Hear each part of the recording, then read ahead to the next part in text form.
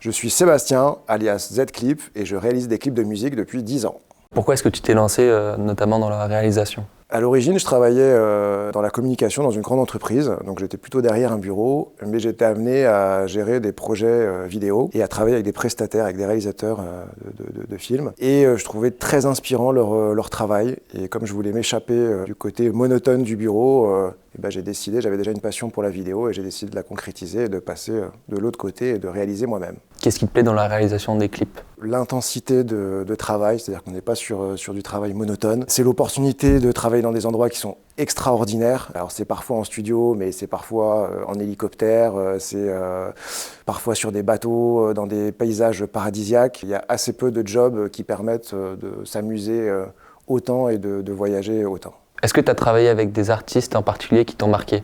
Alors c'est un peu étonnant, mais le premier c'est le youtubeur Masqué, qui n'est pas un artiste, mais qui réalisait des chroniques, des parodies de rappeurs. J'ai eu l'opportunité aussi de travailler avec le label de Watibé. Et puis une rencontre qui m'a marqué, c'est un clip où j'ai eu l'occasion de collaborer avec le saxophoniste Manu Dibango, qui est un des plus grands musiciens contemporains. Comment est-ce que tu t'y prends pour collaborer avec ces artistes-là ? Est-ce que tu passes par les producteurs ou alors est-ce qu'ils viennent vers toi pour te commander un clip ?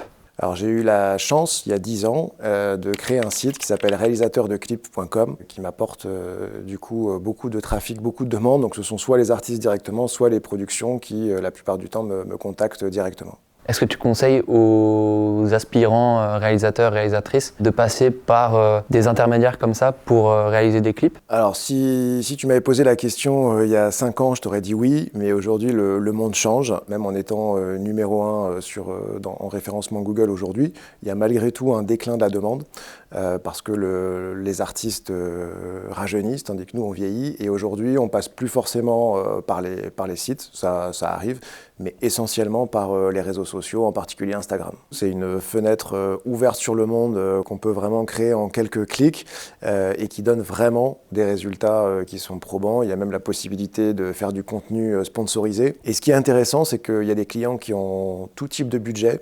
Donc moi, je donne souvent le conseil de ne pas attendre d'être au top pour se lancer et faire de la réalisation, parce qu'il y a certains clients qui ont un tout petit budget, qui veulent faire des choses qui sont assez basiques, et ça répond à un besoin, ça répond à un marché. En ce qui concerne ce clip Carigno de Swagart, quelles ont été les étapes de préparation ? Alors on est typiquement sur un clip à très petit budget. Donc la préparation a été assez courte et en même temps il a fallu trouver les bons éléments puisqu'on est sur une musique qui évoque plutôt le soleil, qui parle de Paris à Rio. On est post-Covid au mois de mars 2021, donc avec impossibilité de voyager, un budget qui de toute façon ne permet pas de le faire, un temps gris sur Paris et sur Montreuil. Donc la seule option qui se présentait c'était de tourner en studio, mais sans budget déco. Donc il fallait trouver un studio qui se prête à avoir une atmosphère chaleureuse et colorée. Tu as travaillé sur ce clip en tant que réalisateur. Est-ce que tu as été accompagné d'une équipe, d'un chef-op ? Sur ce clip, comme on est sur un budget serré, c'est moi le réalisateur, c'est moi qui suis le cadreur. En revanche, et c'est ce qui est très important pour ce clip, c'est qu'il y avait un assistant lumière donc du studio Will Be. Et ça, c'est un gros plus puisque à l'époque, en 2021, j'y connaissais pas grand-chose en lumière. Ça a changé un petit peu depuis, mais à cette époque-là, j'y connaissais rien. Et du coup, lui a vraiment apporté son expertise. Le matériel aussi était en place, ce qui nous a beaucoup servi, mais c'est pour ça que j'ai choisi ce studio. Et en ce qui concerne le matériel, avec quoi est-ce que tu tournais ? Nous, on tourne avec deux types de caméras, soit en caméra RED, soit en boîtier appareil photo. Comme on est sur un budget restreint, là c'était le boîtier appareil photo, en l'occurrence un GH5. Mais quand on pousse ce boîtier dans ses limites, on réussit à obtenir un visuel qui est extraordinaire. Est-ce que tu penses que des aspirants à la réalisation peuvent se lancer dans la réalisation de clips, même avec du matériel limité? Je vois passer beaucoup de réalisateurs qui ont de très jolies caméras mais qui ne savent pas les utiliser. À l'inverse, on a de jeunes réalisateurs qui ont des boîtiers qui sont assez anciens et qui sont plutôt bas de gamme ou moyen de gamme et qui